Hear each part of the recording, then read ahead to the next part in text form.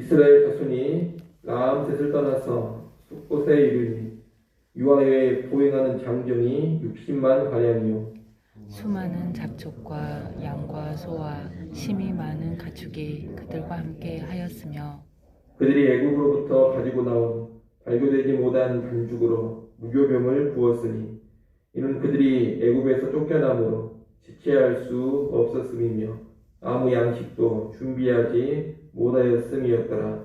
이스라엘 자손이 애굽에 거주한 지 430년이라. 430년이 끝나는 그날에 여호와의 군대가 다 애굽 땅에서 나왔은지요. 이 밤은 그들을 애굽 땅에서 인도하여 내심으로 말미암아 여호와 앞에 지킬 것이니 이는 여호와의 밤이라. 이스라엘 자손이 다 대대로 지킬 것이니라. 여호와께서 모세와 아론에게 이르시되 유월절 규례는 이러하니라. 이방 사람은 먹지 못할 것이나 각 사람이 돈으로 산 종은 할례를 받은 후에 먹을 것이며 거류인과 타국 품꾼은 먹지 못하리라. 한 집에서 먹되 그 고기를 조금도 집 밖으로 내지 말고 뼈도 꺾지 말지며 이스라엘 회중이 다 이것을 지킬지니라.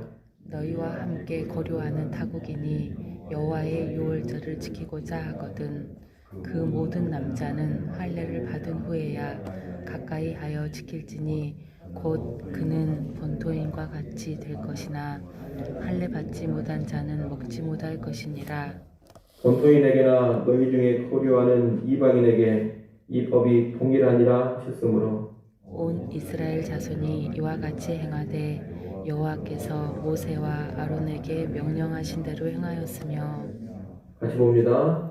바로 그날에 여호와께서 이스라엘 자손을 그 무리대로 애굽 땅에서 인도하여 내셨더라. 아멘. 애굽 땅에 마지막 10번째 재앙이 내려서 모든 애굽 사람들의 장자 그리고 가축의 첫 새끼까지 다 죽어버렸습니다. 끔찍한 죽음의 재앙이 애굽에 임한 것입니다.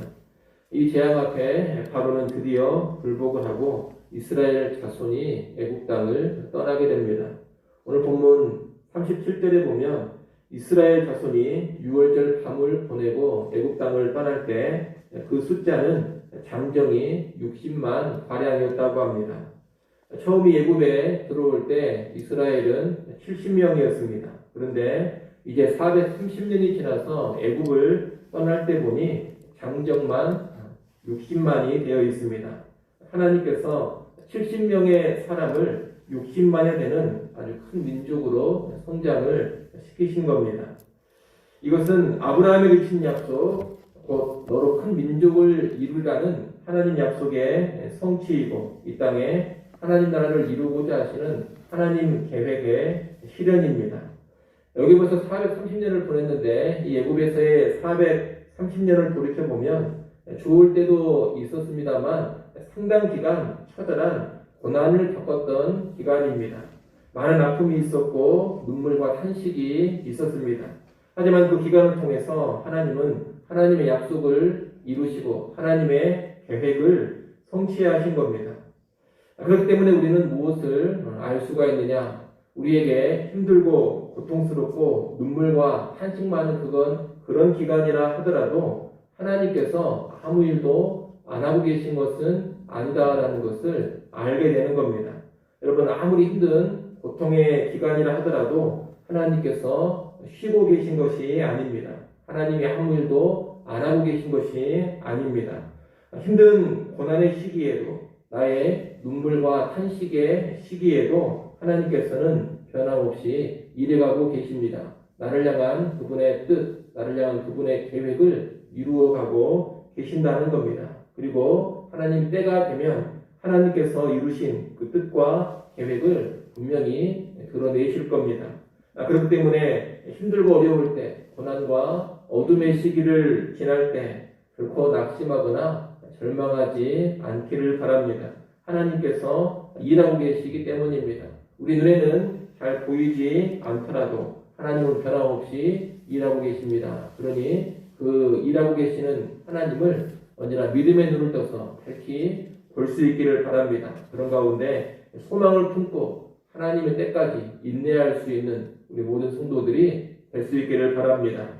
38절에 보면 이스라엘이 출애굽할 때 이스라엘 백성만 나온 것이 아닙니다. 수많은 잡족이 이스라엘 백성들과 함께 나왔다고 합니다. 이 잡족이란 여러 족속들을 의미하는데 이들이 이스라엘 백성을 따라서 함께 나온 겁니다.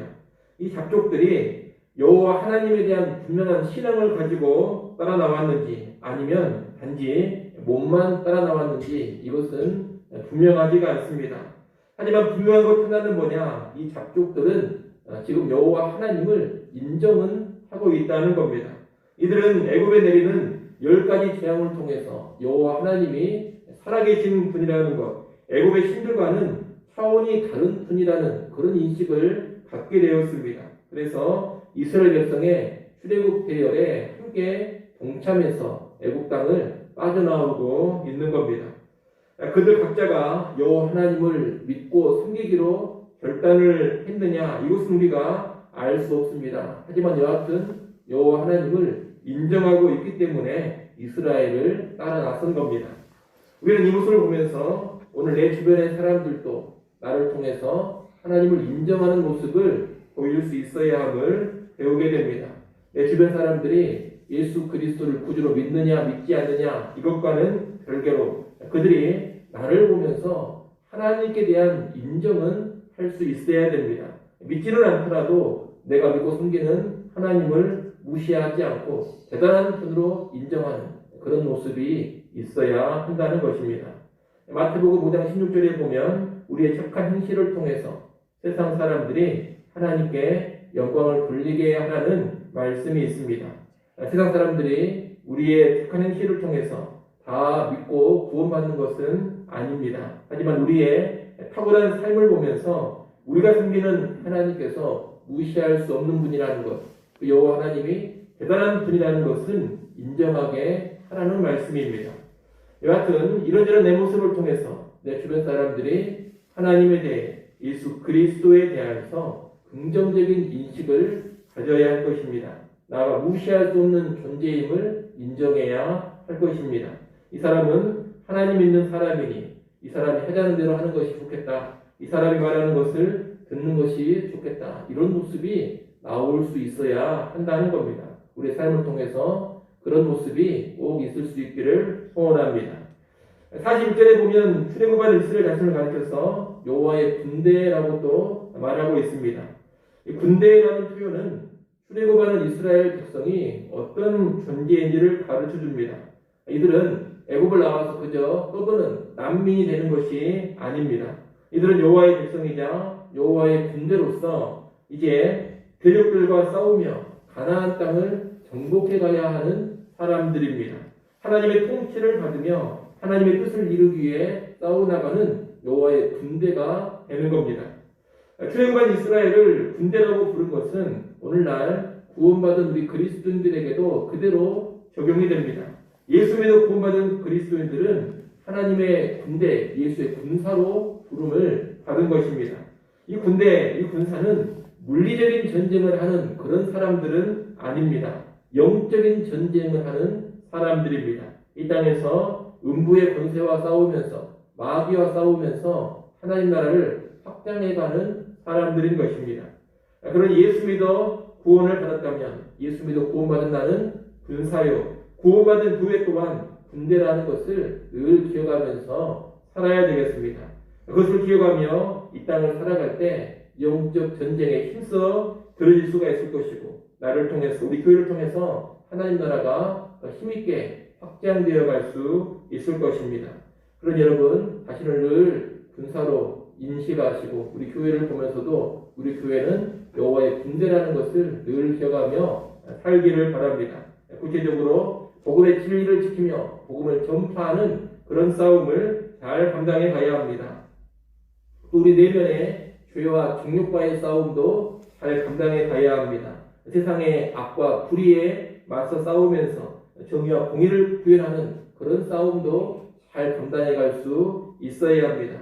아무쪼록 이 모든 영적인 싸움을 잘 감당하면서 이 땅에 하나님 나라를 잘 확장해 가는 그런 군사, 그런 군대의 삶, 탁월하게 살아갈 수 있는 우리 모두가 되었으면 좋겠습니다.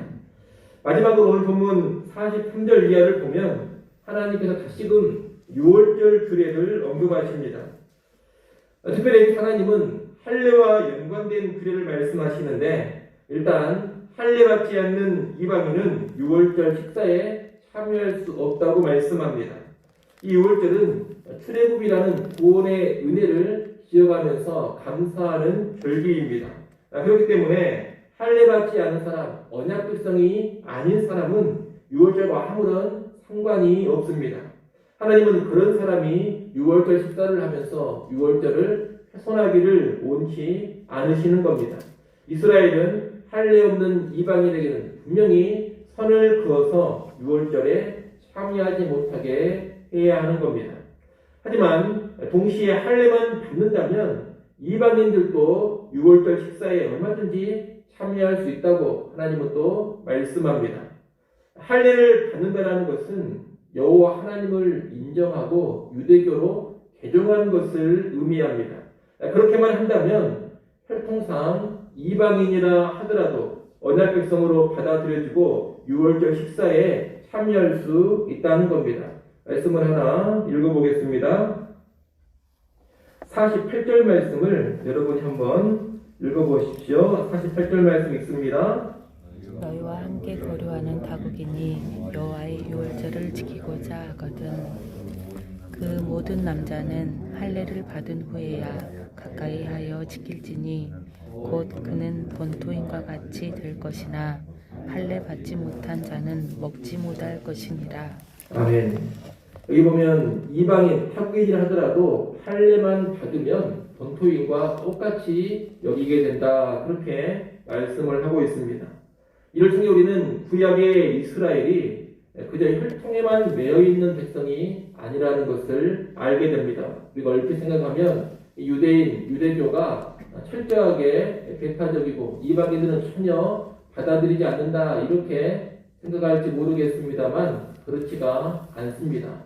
할례만 받는다면 얼마든지 이방인을 받아들이는 공동체가 이스라엘 민족, 유대인입니다. 여호와의 언약, 여호와의 구원이 혈통적인 유대인에게만 주어진 것이 결코 아니라는 겁니다. 이방인이라 하더라도 할례를 받으면 그는 언약 백성이 되고 구원의 백성이 되는 겁니다. 그래서 이방인도 할례를 받으면 할례 받은 유대인들과 동일하게 유월절 의식에 참여할 수 있음을 하나님께서 가르쳐 주십니다. 이것은 혈통과 신분을 떠나 할례가 언약 백성을 결정짓는 유일한 기준이 됨을 가르쳐 줍니다. 신약에서는 유대인이나 이방인이나 예수 그리스도를 믿기만 하면 다 구원을 받습니다. 다 예수 믿는 믿음 안에서 하나가 됩니다. 그처럼 구약에서도 유대교로 개종하는 할례를 받기만 하면 이방인도 언약 백성이 되고 유대인과 하나가 되어서 유월절에 참여할 수 있는 겁니다. 그러니 구약이나 신약이나 동일하게 하나님의 구원의 은혜는 혈통에 매이지 않았음을 우리가 분명히 알아야 되겠습니다. 이를 알고 결코 민족이나 인종, 신분 같은 것을 가지고 구원의 경계선을 긋지 않기를 바랍니다. 더불어 할례가 없으면 6월절 식사에 참여하는 것이 분명히 금지되었다는 것도 기억을 해야 합니다. 그것을 기억하면서 아무런 검증 없이 아무나 교회 안에 받아들이고 구원의 백성으로 인정해 주는 것도 우리는 주의할 수 있어야 되겠습니다. 구약의 할례와 같이 신약 시대에는 분명한 복음에 대한 신앙의 고백, 분명한 예수에 대한 믿음이 있어야지만 교회의 공동체로 받아들일 수가 있는 겁니다. 분명한 신앙 고백이 없다면 우리는 결코 그 사람을 언약 백성으로 인정할 수가 없고 예수 안에 한 형제 자매로 인정해 줄 수 없는 겁니다. 교회는 그 경계선만큼은 분명히 지키고 살아야 합니다.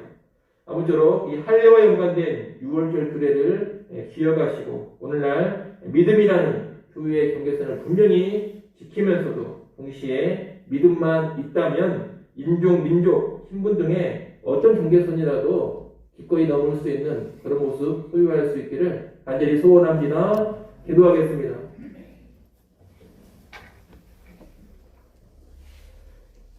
하나님 아버지, 여호와 하나님께서 고난 중에도 일에 하신다라는 것을 우리가 분명히 알게 하여 주시옵소서. 70명의 야곱의 가족을 오랜 고통의 시간이 지난 후에 장정만 60만이라는 거대한 민족으로 형성시킨 것을 보았습니다. 오늘 우리의 삶 가운데서도 하나님은 그렇게 일해 가시는 하나님이라는 것을 분명히 알고 소망을 품고 인내 가운데 살게 하여 주시옵소서. 또한 우리의 삶을 통해 주변에 여호와 하나님이 드러나게 하시고 여호와 하나님이 인정받을 수 있는 그런 삶, 그런 인생 살게 하여 주옵소서. 구원받은 우리가 여호와의 군대임을 알게 하시고 오늘 하루 또 남은 인생 살아갈 때 우리 앞에 놓여진 모든 영적인 전쟁들을 힘있게 감당케 하여 주옵소서. 혈통에 매이지 않는 하나님의 구원과 언약을 다시금 기억하게 하셔서 믿음만 있다면 모두에게 열려있는 넓은 포용의 마음들을 우리가 또 소유케 하여 주시옵소서. 아버지 하나님, 이 시간도 하나님 앞에 기도할 수 있으셔서 감사합니다. 우리의 모든 필요를 감사하는 마음으로 모든 염려를 버리고 아뢰게 하여 주시옵소서. 기도하는 이 시간을 통하여서 하나님이 주시는 신령한 하늘의 평안을 다시금 누리게 하시고 주의 영 성령으로 충만해지게 하여 주시옵소서. 험한 세상 주의 능력 힘입어서 승리하며 나아가게 하여 주시옵소서. 예수님의 이름으로 기도드리옵나이다. 아멘.